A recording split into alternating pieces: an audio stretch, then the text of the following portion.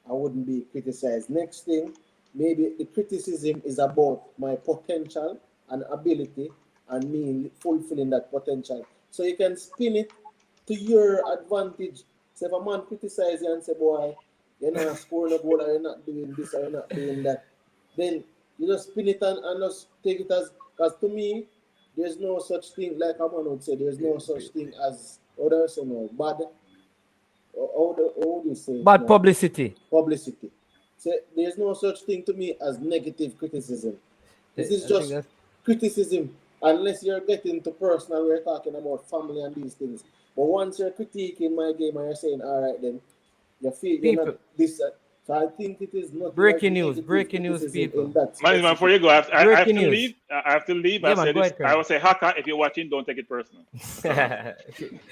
But breaking news. Yeah, man. All right, Cranky. Bless up. Respect, Crank. Bless. Breaking news, people. Breaking news.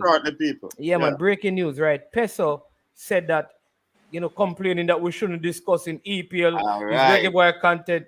And now we are talking about Reggae Boyz. You see what Peso comment. Liverpool want to give Preston 6. but we commenting in the comment section in the morning. So we have to say, Travis, how you talk about Liverpool and we are talking about Reggae Boyz? Reggae Boyz. How going, yes, sir? Travis, we are calling Travis not easy. You said one, Travis. You're easy. Loving football for real. I think this is like a platform now. But man, you said you had something to share, That's the breaking news. I remember what we don't talk about. I'm thinking that this is something great in the sense that, that's what I'm saying. That you see, this whole COVID thing, there's this good part of it that where the platforms and everybody is getting to see the platform and people discussing the sports. As to me, the next qualifying campaign that we have is 6.5 spot. It's 6 spot plus a playoff spot. So it just get better after this. That is a glass half full for sure. I mean, with the next campaign, I think because it's in Canada, it's been split between Canada, Mexico, and USA.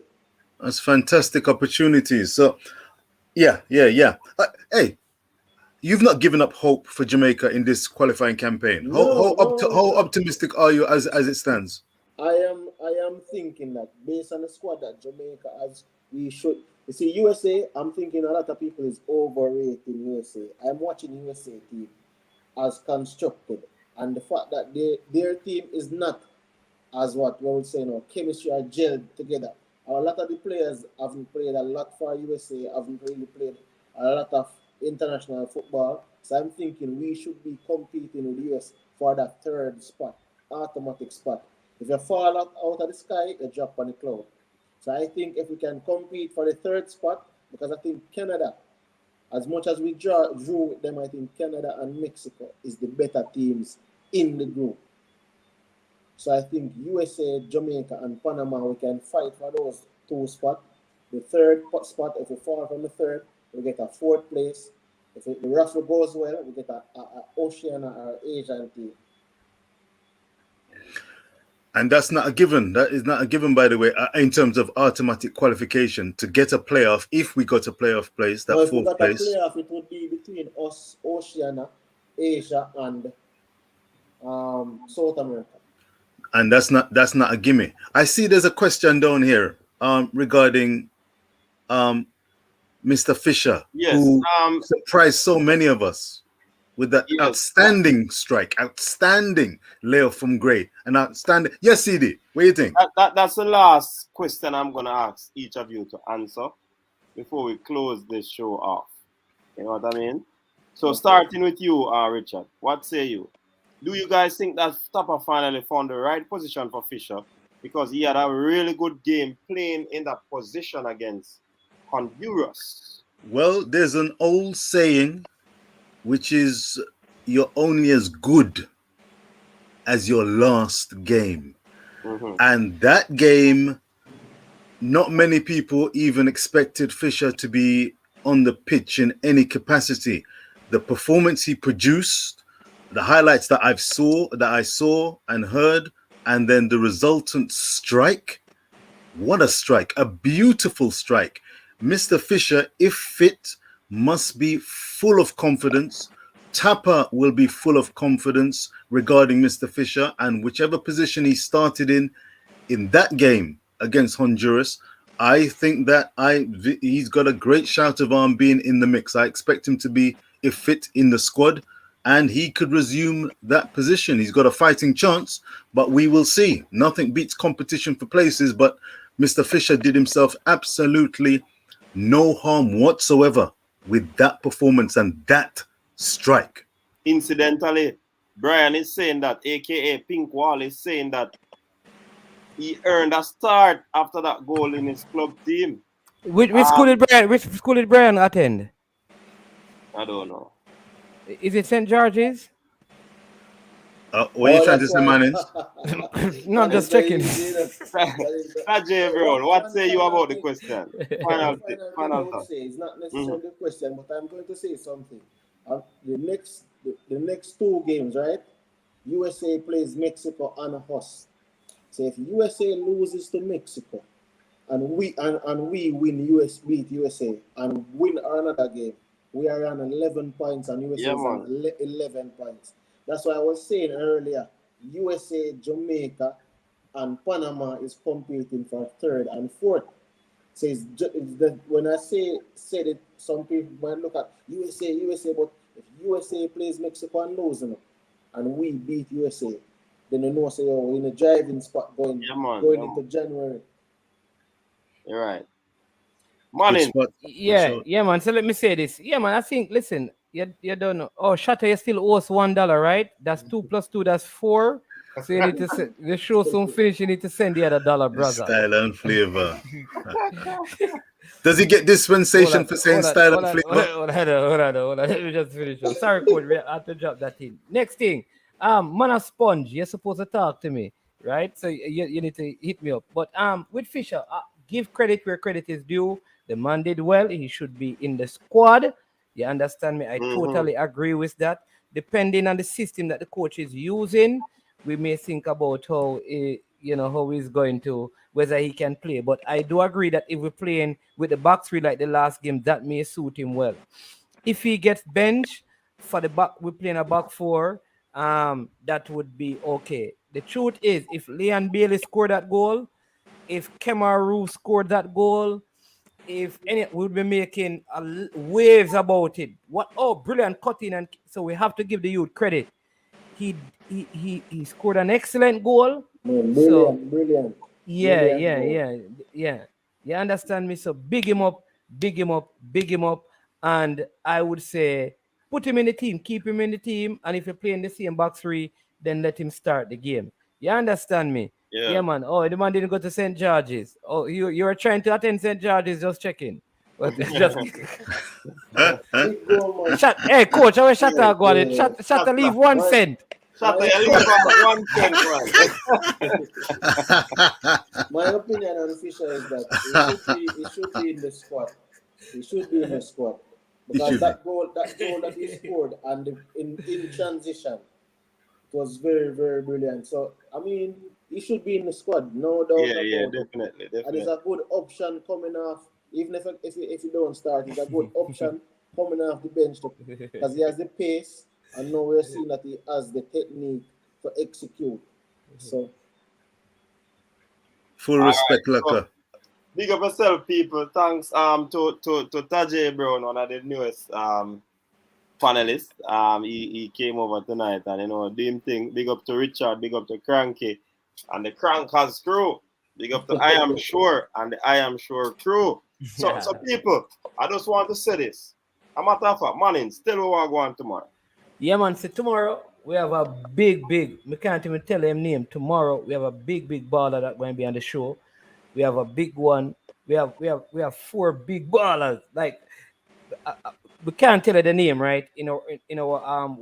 What we call. But before I go to that, coach, I see you have something tomorrow at it's 8 a.m. don't it? Yeah. Yeah, man. Because I think that's a big thing to hear from Coach Andrew Edwards. Yeah, man. Can't afford to miss it. Yes. So when that finish, you come over to I Am Sure Sports. Subscribe from tonight if you have not. We're having a big baller from Jamaica. Them and they are going to tell us some things. Then Wednesday, same time, we're going to have Den Hutchinson. Tuesday, then Wednesday, we have our next big baller. Thursday, we have our next big baller. Friday, we have our next big baller. For the whole week, in the Legends corner, some big-time Jamaican legends. So check out I Am Sure Sports, people. But I think you need to watch tomorrow what Coach Minzy is doing on his channel with Andrew Edwards, 8 a.m. Yeah, man, because I'm looking forward to that. Yeah, man. So big up everybody. Big up everybody in the comment section. Big up Shatta and the whole Erudite squad. Travis, big up yourself, Travis. This is we still there. We talk about Reggae Boyz. Because Reggae Boyz play in the Premier League. Yeah? So just work with the thing, Travis. Big up yourself. Thanks to everyone who tuned in. Have yourselves a great week ahead. You know, just take care of yourself. Do what you need to do to stay safe. Wear a mask, sanitize. And if you did not sanitize when you're coming, while you're on your way out, just hit the like button because that is your sanitization on the coach's desk. Thanks again, everyone. Big up yourself. Big up again, Richard. Yeah, man, we're at 35, you know. High five, we're gone, you know. So we're up there. So we're going to end with the style and flavor. Your style and your flavor make the city rock. They must say the season come out with a bang. Coach Minzy, best round here. Remember that.